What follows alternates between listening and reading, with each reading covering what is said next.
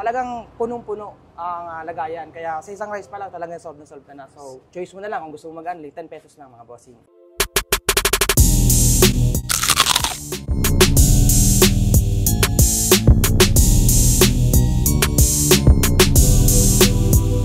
Boss, anong bago natin ngayon, boss? Ayun boss, meron tayong dinakdakan ngayon, isang solid na dinakdakan. Meron din tayong sisig, meron din tayong mga barbecue sa ngayon. Pero try nyo tong bago nating dinakdakan boss. Magkano order sa ganyan, sir? Dito bossing, ano siya, 99 pesos, isang rice lang. Pero pag nag-add ka ng 10 pesos, automatic only rice yun.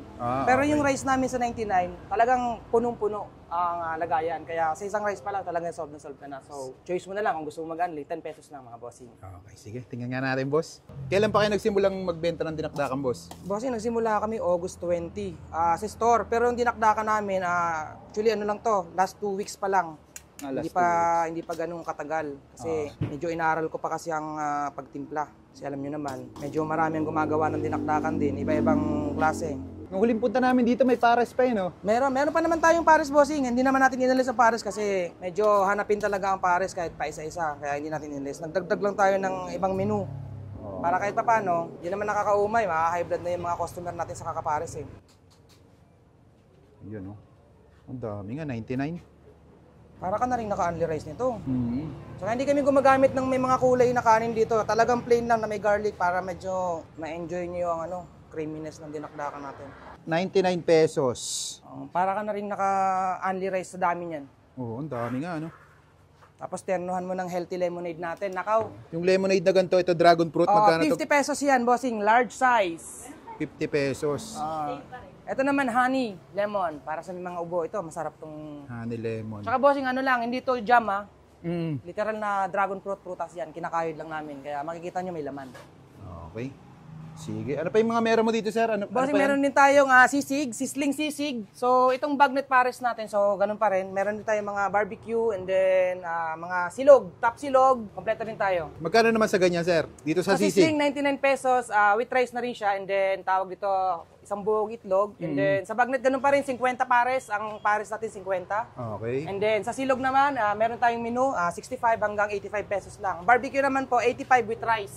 Okay. Hello po, magandang araw po. Ako po si Jake. Ako po yung may-ari ng Kuya Jake Food Hub dito po sa may Timalan. So, invite ko lang kayo na subukan yung bago nating dinakdakan. Meron din tayong sisig, sisling sisig. Meron din tayong, syempre, yung paborito ng karamihan, pares. Di natin inalis yan. Meron din tayong barbecue sa gabi. So, pwede nyo rin matry. And then, open po tayo 10 a.m. to 10 p.m.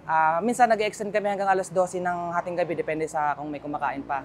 So dito lang po yan sa may papuntang Hillsview pagkagaling ka ng main road. So kanan ka lang or kaliwa ka papuntang Hillsview. Tapat lang kami ng gate 4 ng Morning View South dito sa may Timalan, Balsahan. Pwede nyo rin subukan na mga bossing yung lemonade natin. So meron tayong dragon fruit lemonade, honey, ginger, merong Yakult. So masarap din yung panempla or pampare sa mga pagkain medyo matataba. So ano pa inaantay nyo? Banatan na natin yan. At ay mga kabangers, napabalik tayo dito kay Kuya Jake Food Hub. May bago sila dito. Napakadami nilang bago, may mga barbecue, may mga kung ano-ano, pero titikman natin yung dinakdakan nila. 99 pesos lang, grabe, sobrang dami may kasama na siyang garlic rice. Tapos kung gusto mong mag-only rice, mag-add ka na lang ng 10 piso. Ayan, grabe. Tingnan mo yung dinakdakan niya, talagang quality. Hindi namin naabutan na ginagawa kasi pagdating namin, gawa na. Kasi umaga pa lang daw, ginagawa na nila to. Tikman muna natin ang dinakdakan lang talaga, wala mo ng kanin.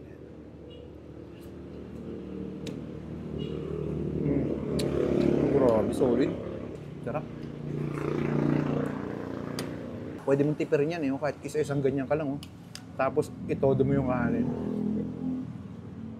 Grabe.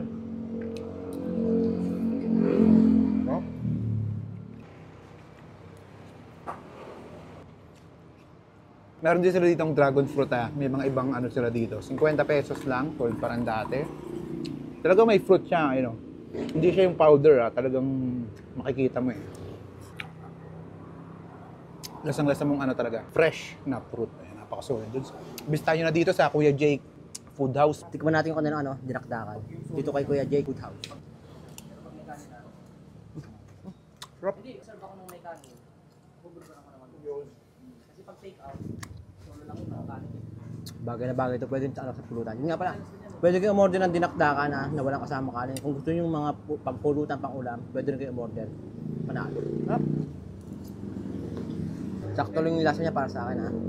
Saka hindi siya ganun masyadong maanghang. Pag nakukulangan sa asim, pwede nyo pang lagyan siya ng kalamansi.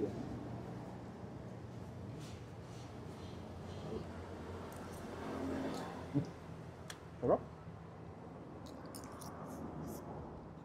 Yan daw ang pampasarap at panghalo dyan. Tikman natin.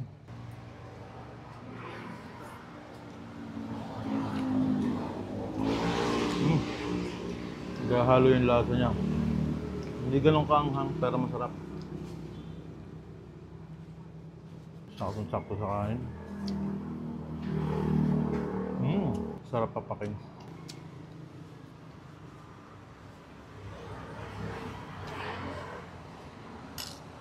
Tikman natin honey lemon.